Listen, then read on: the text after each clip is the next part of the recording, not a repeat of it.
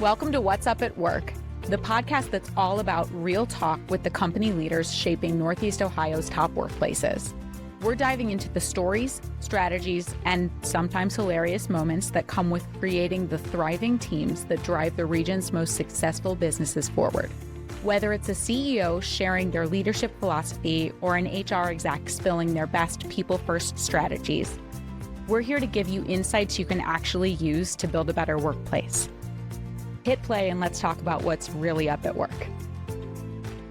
Welcome back to What's Up at Work, everybody. I'm Sam Clyde Schroeder, Vice President of Sales and Marketing at ERC, and today we're talking about how to keep evolving as a leader, a professional, and a person in a world that never stops shifting. Few people bring more perspective to that question than today's guest, Micki Byrnes. Micki spent nearly 3 decades at WKYC, Cleveland's NBC affiliate and one of the region's most well-known news stations, including 10 years as president and general manager. And now, after retiring from the organization and industry where she built her career, Micki's stepping into a new chapter at Adcom, bringing a seasoned, thoughtful perspective to the world of creative strategy and communications. If you've ever found yourself navigating change, rethinking your role, or looking ahead to what's next, this episode's for you. Let's get into it. Micki, welcome to the show. You've built a long and meaningful career in one of the most visible industries out there. But before you were leading the organization, WKYC, you were just starting out. So let's start there. I was going to be a forest ranger. Seriously. People have heard this. I have shared this before. But yeah, I had a vision of myself standing on top of a fire tower, binoculars with a really tall, cute guy with like bronzed forearms next to me, saving the Bambis of the world. Wow. And then I found out there were like 400,000 different kinds of pine trees. And I'm like, science was not my strength. And so I was lucky. I was at the University of Maine. I purposely went to a forestry school. But I was at the University of Maine, and they also had a great broadcasting department. And so second semester, freshman year, I was smart enough to move over to that department.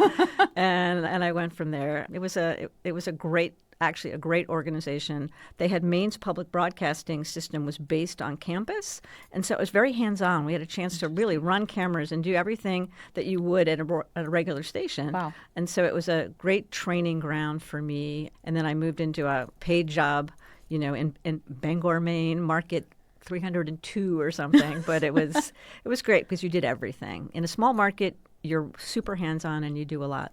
Wow. Okay. So you got that experience and you worked in Maine. And then how did you make your way to WKYC in Cleveland?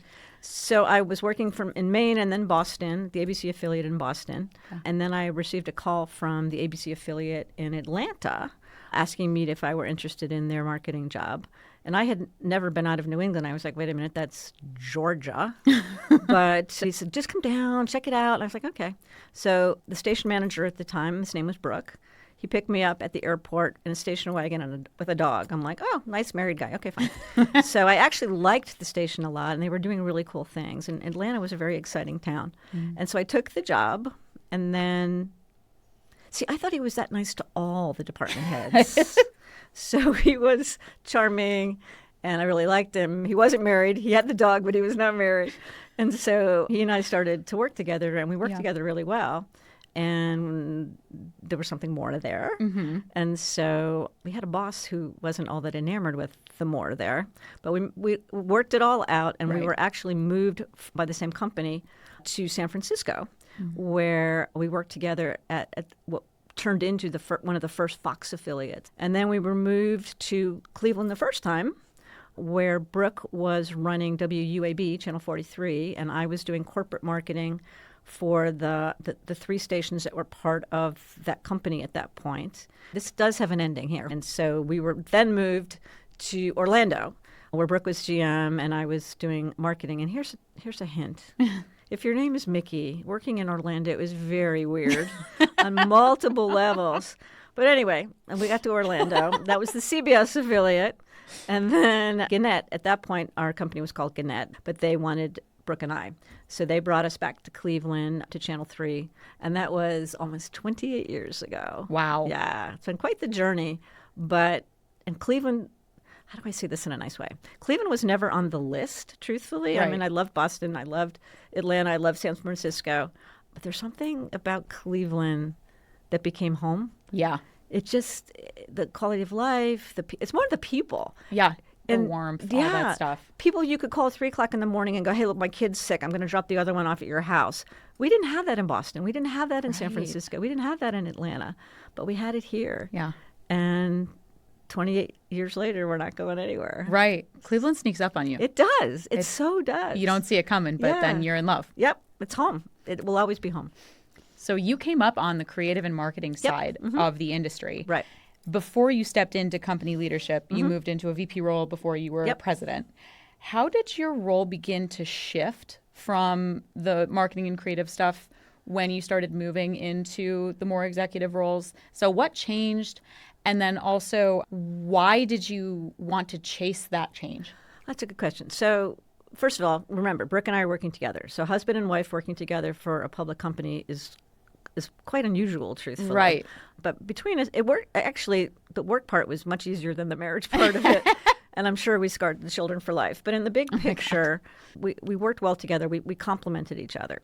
So as he moved up in his career, he was the GM in Cleveland, but he stepped into a new role of a senior VP, and he was running 5 TV stations. He was running Cleveland. He was running our station in Minneapolis, our station in Buffalo, our station in Portland, Maine, and back to Maine, and our station in Bangor, Maine. And he was also doing a lot of company deals for syndication product like Ellen and Dr. Phil and ET and stuff. So he was super busy. And so I became sort of the de facto day-to-day station manager. And I don't think I initially had a dream of being the GM. I loved the creative piece of it. Yeah. You know, you're proactive in the community. You're doing fun stuff. You're doing things like this. We didn't have podcasts then, but a similar kind of production style. You're doing creative music. And again, you're out in the community meeting people and doing stuff and making a difference. And I saw him, banging his head against the wall depending on what was going on. But the longer I sort of did the day-to-day pieces of it in terms of running the station, the more I realized those creative skills that I brought to the marketing role were actually very transferable to a leadership role, and in a way that was almost more holistic. I mean, many GMs come up on the sales side or the news side. There were few that were coming up on the marketing side, and actually our company was very ahead of its time, promoting marketing people and women into the roles. So, but it does give you a more big picture view of a station because you know sales, you know news, you know tech, you know community, and you know the market because that's who you've been talking to. And so the more I started like, I kind of do want this, and I kind of think it will be a good fit for me if I can figure out a way to get rid of Brooke. So the slow-acting poison, sweetheart, I'm teasing. It wasn't poison. It was really coffee. No, I'm only kidding. But when he was ready to retire, I was ready to go pitch it. Okay, so that brings us to, you were at WKYC for almost 2 decades before you took the top job. Can you tell us about the story of you becoming president? How did you find out? What was that day like? It was interesting. I definitely had come to the realization that I wanted it, but I thought it was going to be a fight. Well, not a fight, but it was going to be difficult because, one, again, I wasn't from sales. I wasn't from news. 2, Brooke and I had worked together for so long, and he was, how do I say this? He was bad cop. I was good cop. He would be the type of person that I used to follow him around saying, he didn't mean to call you an asshole. What he meant to say was, let's try a different way of doing this. And so the question was, he was very strong. And to a degree, a little bit intimidating.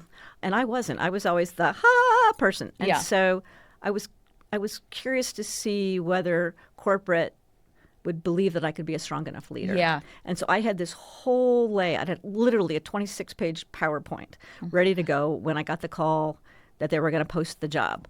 And so it was a Friday, and we have Bagel Fridays.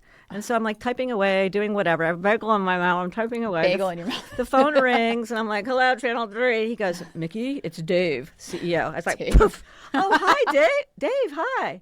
He said, I just want to let you know that the board has made a decision. They've approved that you will be the next general manager of Channel 3. And I was like, do you want the PowerPoint?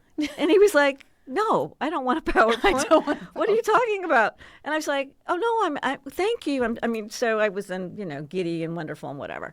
But I have to, and he goes, oh, we're sending you the offer via via fax, I think, Via at that fax. point. So, which is fun.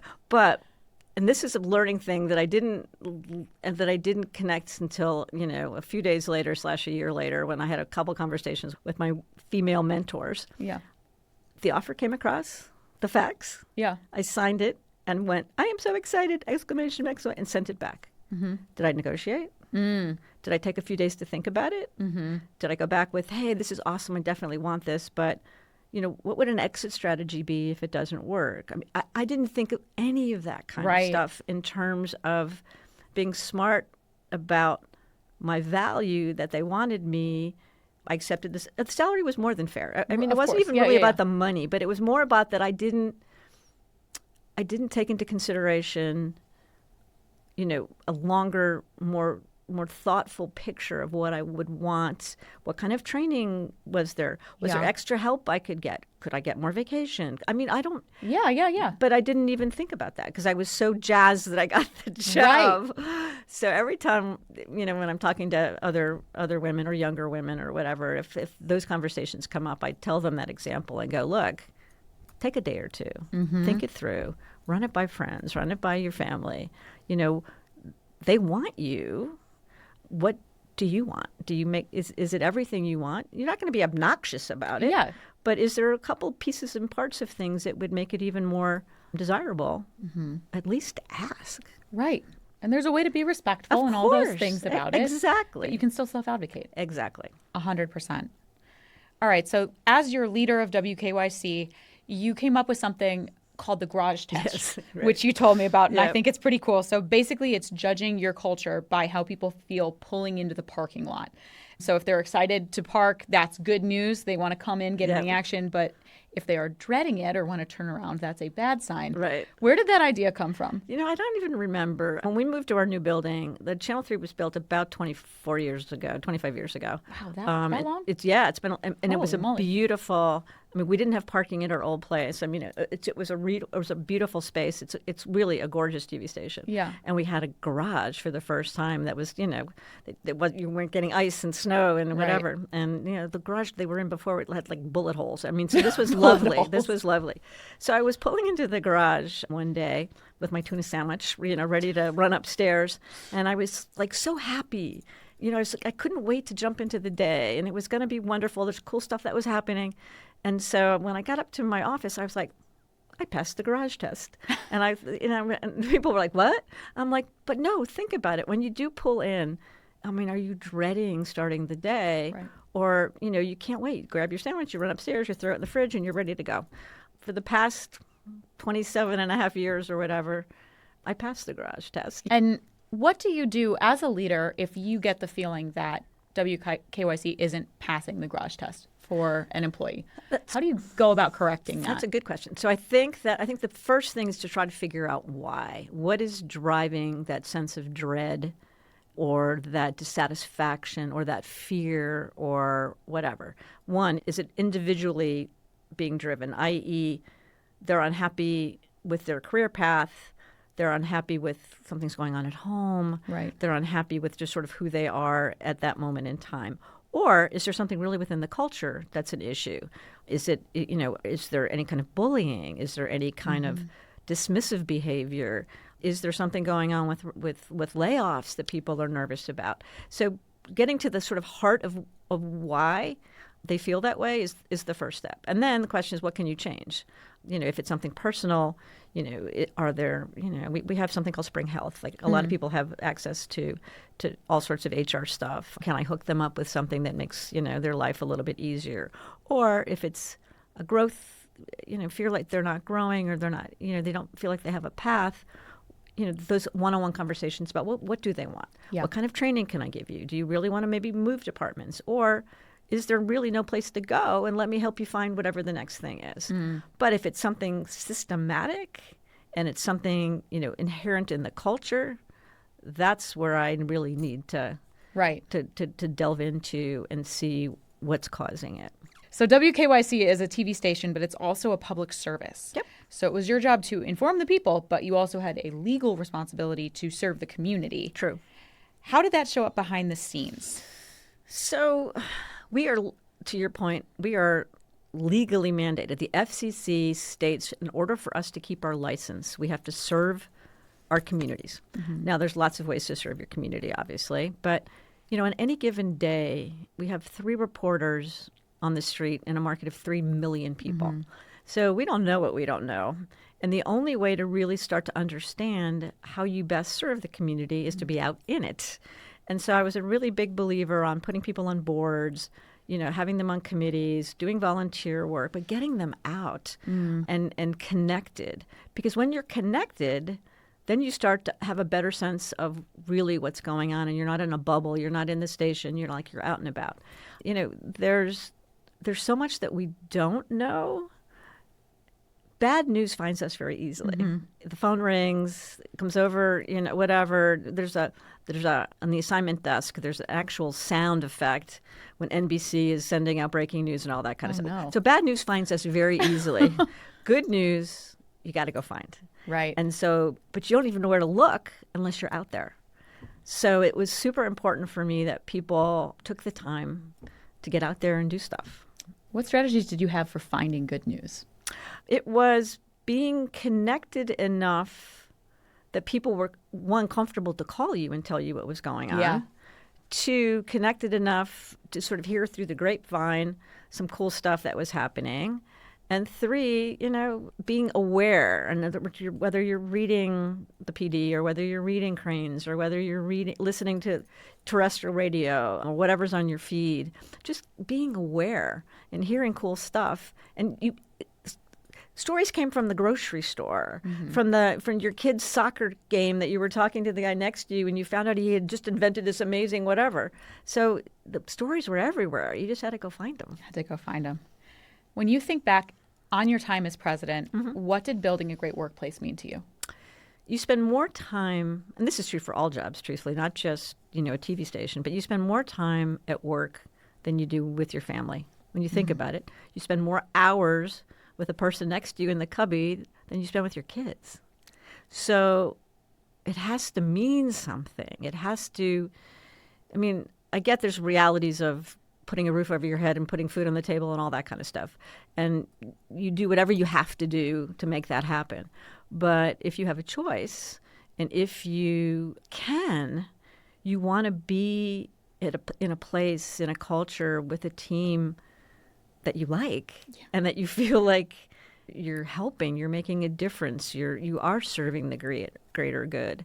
And so that was important to me for people to feel like the time they invested, and we were 24/7. You get calls at 3:00 in the morning that a train is derailed in East Palestine. Right. So you had to believe that what you were doing was worth it. All right, so you retired the other day. Woohoo! Woohoo!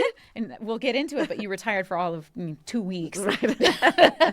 But so this 2-week retirement of yours, retirement in general, it can look like a finish line on paper. I think it does for a lot of people.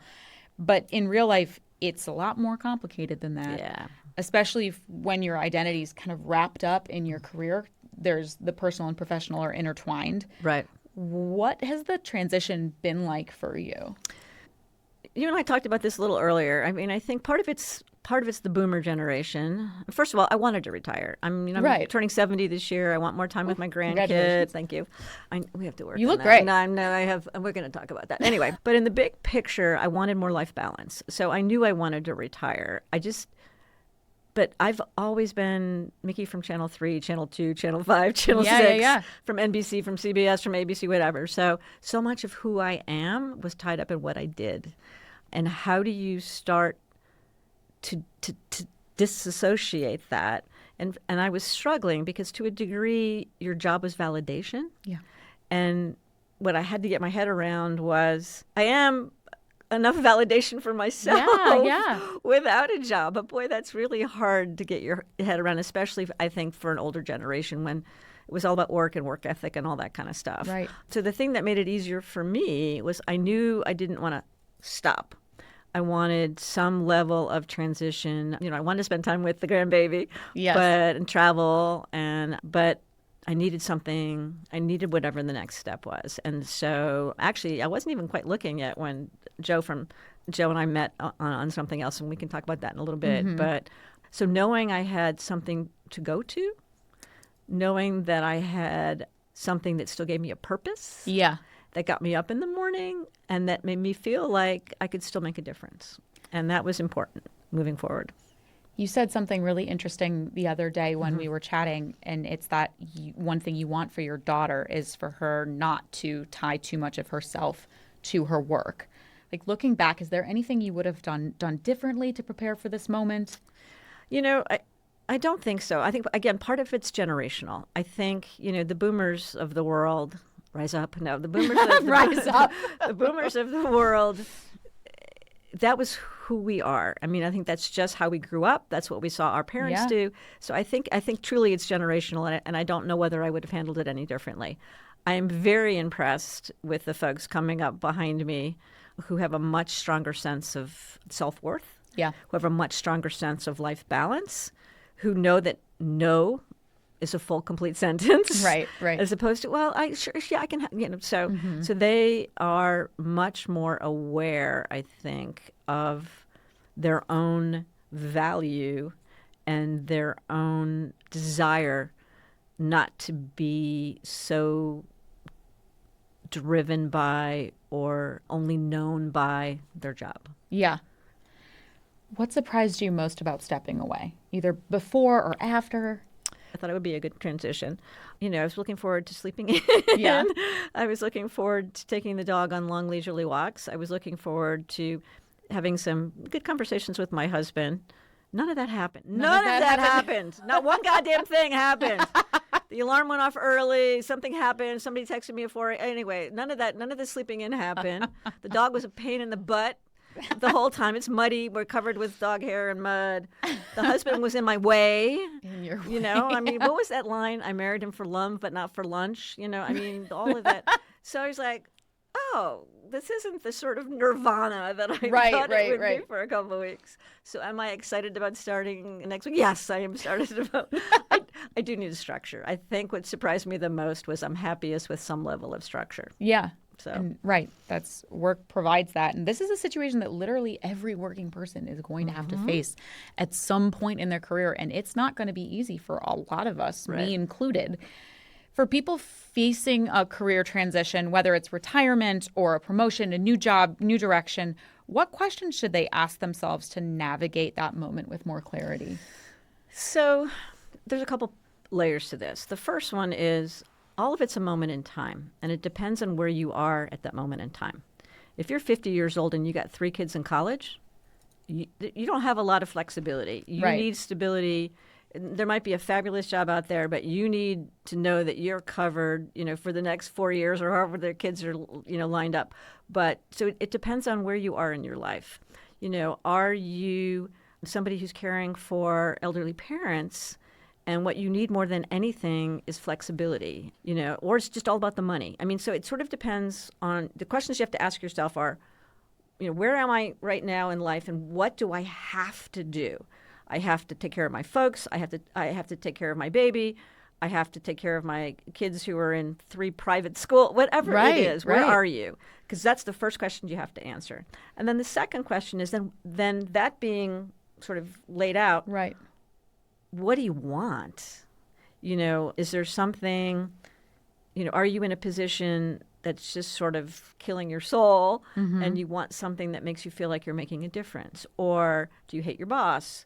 Or do you want to work for a woman? I mean, what do you want? And then at that point, you can then you can focus. Yeah. You can go, okay, what I want is I need to find something that's more hybrid, and I'm willing to take a pay cut to do that. And here are my skills, and this is how I'm going to look. So those questions are really important because it helps you focus your search and or your plan in the right way.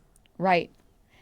And speaking of transition and change, after working in traditional media for like 30 years, you watched the entire playbook get thrown out the window. Yeah, that's true. I mean, from how people consume news to what advertisers can expect.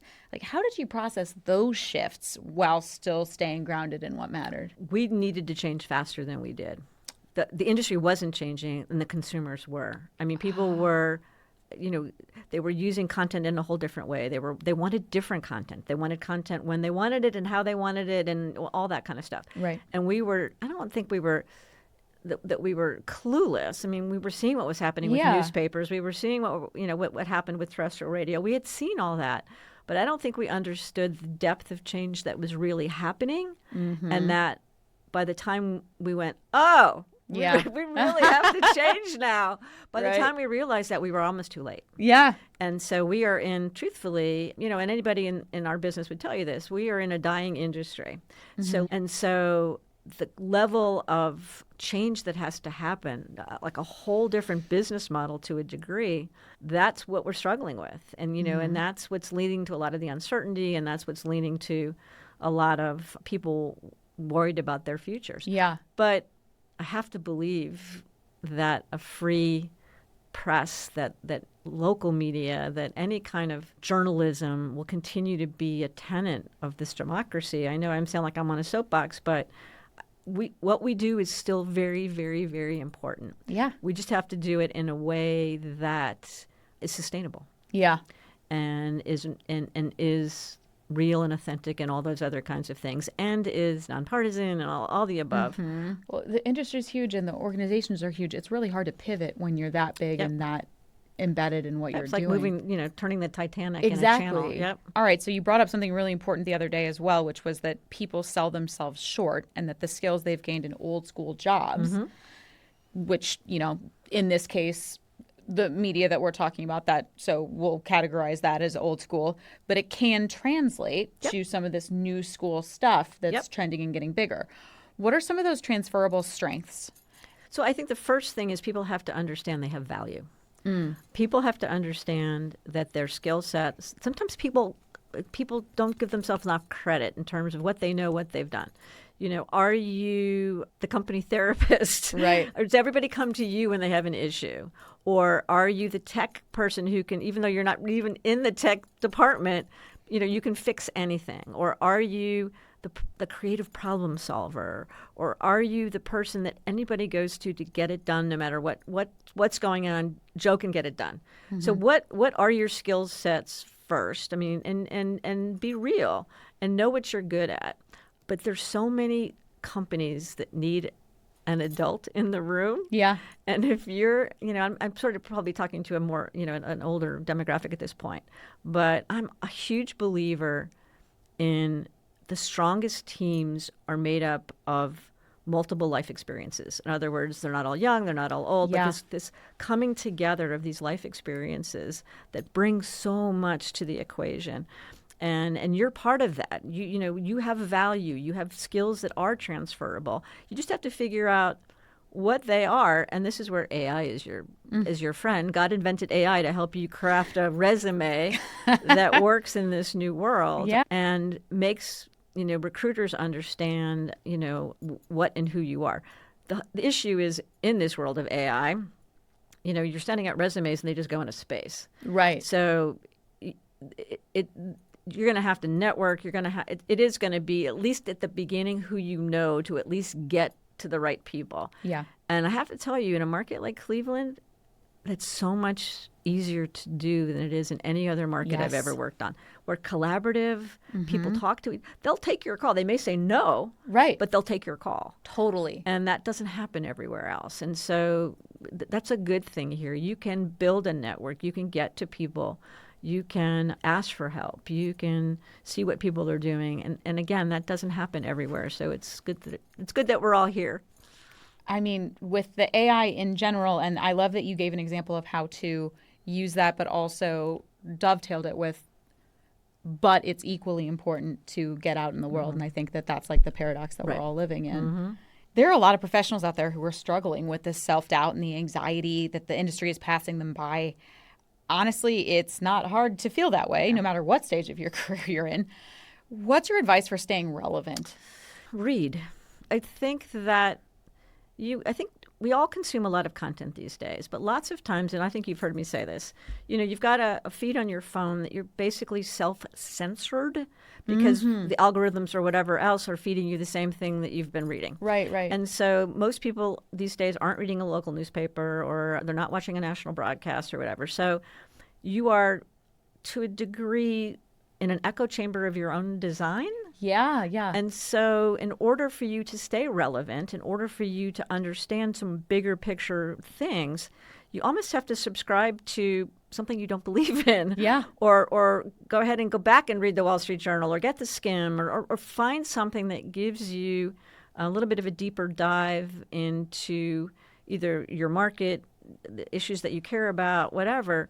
But I think it's that constant learning piece of it, and not just doing connections or Wordle, Right. which I love, but in the big picture, being aware of what's going on in either your industry or in your community or in your world will just make you a more viable candidate, or either for a new job or to move up in your current job. You will speak with a deeper understanding of the issues, and that just puts you in the right place at the right time. That's really interesting. Seeking things that are outside of the curated content you're fed. Yep. Like you have to turn your brain on and go look somewhere You have to go else. find it. Yeah. So after a pretty legendary run on TV, you're stepping into a new role now at Adcom, which is a creative communications agency based in Cleveland. And they work on some of the region's biggest brands. What are you going to be working on now? Lots of things. I'm not quite sure yet. No, actually, so I've known Joe Kubik, who is the founder of Adcom, CEO, for multiple decades. Yeah. We run a lot of boards together, Yeah. and a lot of his clients are our clients. Right. Cleveland Clinic, MedMutual, Destination Cleveland, and so we've certainly known of their. I've known of their agency for years. Right. And what I've always been impressed with in terms of Adcom is they have people who've been there the whole time. And agencies tend to turn people over quickly. And the fact that Joe's got this team of people who've been with him for 12, 14, 16, 18 years tells you what his culture's like. Yeah. And so that was intriguing to me. I think, truthfully, what I'm going to try to help him do is, with their current clients, is help them better use local media, if it makes sense for them, depending on their product and whatever. And Joe and I also talk a lot about saving the world, which I know sounds totally No. ridiculous, but he and I have built up over the years, probably 100 years worth of civic equity in terms of all the boards we've been on and all the stuff we've been involved with. So how do we use that to make things better, to make a difference? And so I was really intrigued. And so I don't know exactly what I'm going to be doing yet. And he's promised me it's 2 days a week. We'll see how that goes. But I'm excited about a little bit more creativity, getting back to the creativity piece of it, a little bit more thought leadership piece of it, and a fewer people sobbing in my office. So, it's just, I'm excited about that. So, right. You get to go back to your roots a little bit. Yep. How did this opportunity come about? We were talking about, there might have been wine involved, but no, we were talking about, I'm on the Tri-C board, and he was working on a project for the Tri-C board. So the Tri-C is the college, and there's a foundation, and the foundation, Tri-C Foundation is what I'm on, and the foundation basically tries to raise money for scholarships and wraparound services for the students. Okay. So, but they were looking at their funding model and all this other kind of stuff. Anyway, so he and I were talking about that, and we had all these great ideas, and so we were going back and forth, and I'm like, how about this? How about this? How about this? And he goes, what are you doing after you retire? And I'm What like, are you doing after you retire? I don't know yet. And he goes, would you ever consider? And I was like, would you ever consider me? He goes, so it was one of those sort of moments that cool. you kind of it was. What do they say? Kismet? That sounds kind of weird, but it was just like, this would be perfect. And hopefully they still feel that way in a couple of months. Oh my God. I don't know. We'll see. Well, hopefully they do. I'm sure they will. And what are you most excited to learn or try? Like, what's something new, like, you're really excited to, like, sink your teeth into? I think in many ways our paths, the agency path and the local media path are similar in many ways. And what you're trying to do is help your clients, be successful. And so there's a lot of similarities that way. But it's a whole different approach and they're super creative. I mean, I've seen some of the stuff they're working on. And it's a big agency. It's 115, 20 people or so. So it's I'm excited about being back in that creative space. Yeah. And it's so agency. You walk in and there's like, there's a foosball table and there's a chess thing set up. I'm like, you guys play chess? I'm like, listen to it. They're like, yeah, we really are into chess. I'm like, cool. I mean, so it's, and they have, the space is very agency-esque. Yeah. And it's beautiful. It's in the Western Reserve building and it overlooks the river. And it gives you sort of, so it's an old building. It's kind of like this cool building here at Vividfront. Yeah, at Vividfront. It's awesome, all the brick and stuff. And so it has the old, but you're looking at what's going to be happening on the riverfront at Irish Bend and all the stuff That's cool. that Bedrock is doing with the riverfront. So you have these best of both worlds and you're the creative piece of it in the middle. That's really sweet. You get to like look out. I mean, it's inspiration outside your windows. Literally. Definitely. When you've done a job for a long time, sometimes it's hard to imagine yourself doing anything else. And it's so cool that you've found something where you're like, I can see myself there. I'm so excited. What would you say to other people who are in a position where they're like, I might be hungry for a change, but I can't fathom stepping outside of this thing I've done forever? It takes courage to a degree. I mean, for me, it wasn't a risk. I mean, I was leaving anyway. I mean, and again, depending on the situation. I mean, is there a reduction in force? I mean, or is it your call or whatever? So there's obviously differences, but it doesn't take as much courage as you think it does to at least explore. There's nothing to stop you from scrolling through some LinkedIn stuff, job boards. Ooh, that looks kind of interesting. Yeah. There's nothing to stop you from calling friends who have had a career change and have found themselves in a wonderful environment. There's nothing to stop you from networking. There's nothing to stop you from asking questions. And then you'll see. If you get to a point where you're like, I am ready now. I am ready now. Then you'll have that oomph or whatever you need to take that step. But it doesn't hurt just to look, to poke around, to get a vibe. And maybe you'll find out, you know what? I'm in a really good place. So I'm just going to stay here and I'm going to ask for more training or I'm going to ask to do more special projects, but I'm good. Or maybe you'll become even more convinced that it's time to go. Yeah.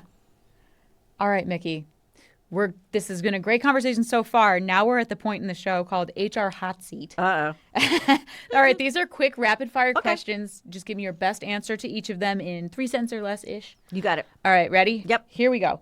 Who's the last WKYC guest who left you starstruck?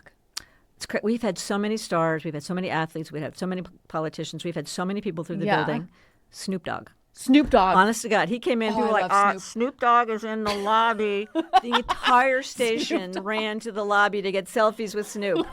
I was like, are you kidding? It was awesome. Was he as fun as he was exactly as much. It was exactly what you thought he would be. I don't know whether, never mind. Everything I was hoping for. Everything he was hoping for. All right. What's the weirdest thing we'd find in your desk right now? Challenge coins. Do you know what those are? What we did a lot of work with the military over the years, with the Coast Guard, with the Navy, with the Army, with whomever. And if you have a general or admiral or ranking officer come by, I think there's a military piece of it that they do on their own, but they will shake your hand, and suddenly, I think I have one on my purse. I'll show you later. They put a coin in your hand, and it's like this. They're called challenge coins, and they're big and they're really cool. And maybe I just like men in uniform. I don't know. Maybe there's something there. They like slip you a coin? Yeah, when they shake your hand. Wow. Yeah. That's pretty cool. Yeah. Okay. What advice would you give your younger self just starting out in media? Don't wear high heels. Oh, come on. I'm serious. I've screwed up my feet. You have high heels on right now. I know. My feet are already screwed. I know. Mine too. It's a lost cause. Mine are like, it's flat. There's pretty flats out there, ladies. Find the flats. Start early. All right. What's one work habit you formed during your first job that you still have today? I bring my lunch every day. Really? I kind of eat like a raccoon, like over a trash barrel. But I just, for whatever reason, always bring my lunch, my tuna sandwich, whatever it is. Saves me time, saves me money. And for whatever reason, it's just part of my psyche. Do you have like a lunch I box? Do. I do. I love that. All right. What's your favorite guilty pleasure TV show that wasn't on KYC? Outlander. Okay. Why do we like that one? I can't wait to go to Scotland. It's on my bucket list. Mm-hmm. There's just something about that whole thing. And when I go to Scotland, I do hope to find Jamie. Okay. I'm just saying. Perfect. All right. What's one mantra or quote that stuck with you throughout your career? Culture eats strategy for breakfast. Ooh. Somebody famous said that. I didn't say that. That's a good one. But it's true. But it's so true. Wow. Okay. I'm pocketing that one. All right. What's one thing you'll always keep in your office? Music.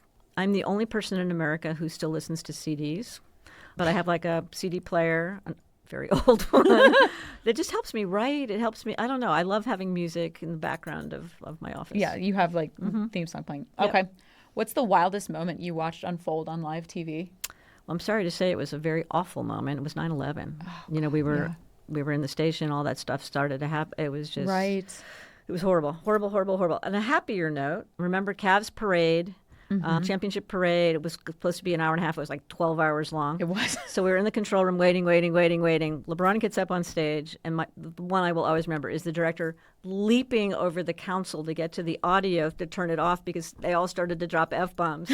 I'm like, oh, look, a director's flying. Oh my God. As he's reaching for the audio kill switch. Oh my God, that's so it was wild. You can't control that stuff. And I mean, it's not allowed, but like, what do you do? You can't. We have to report it to the FCC. Oh my God. Dear FCC, LeBron said. Sorry, yes. LeBron said the F word. But he apologized, actually. He was a gentleman about it. Sure. All right. What's one leadership quality or professional characteristic you think sets you apart? I'm short. You're short. I'm always happy. I really am. And so I don't think I'm particularly intimidating, which means that I think that I'm approachable. And like you said earlier, that really, really helps with leadership. All right, Micki, this has been a great conversation. Before we wrap up, thanks. I want to ask one thing this chapter is teaching you that the past chapters didn't. That I had the courage to do something new. Yeah. It would have been really easy to stay home, even with the dog and the husband. And we have a hobby farm, and so I had this vision of me like weeding for the rest of my life. So, but no, that I was ready to try something different, and I was excited to do so. Micki, thank you so much. That's it for today's episode of What's Up at Work. If this conversation resonated with you, we'd love for you to share it, subscribe, and stay with us as we keep exploring what makes great workplaces thrive. So until next time, keep leading, keep learning, and stay curious about what's up at work. We hope you enjoyed this episode of What's Up at Work. Now it's time to get out there and start building better workplaces. If you need help with where to start, ERC has your back. Head to yourerc.com for exclusive HR tools, insights, and resources to help you attract and retain top talent. And keep tuning into What's Up at Work for more strategies and secrets to help leaders like you create thriving workplaces. Thanks for listening, and we'll see you next time.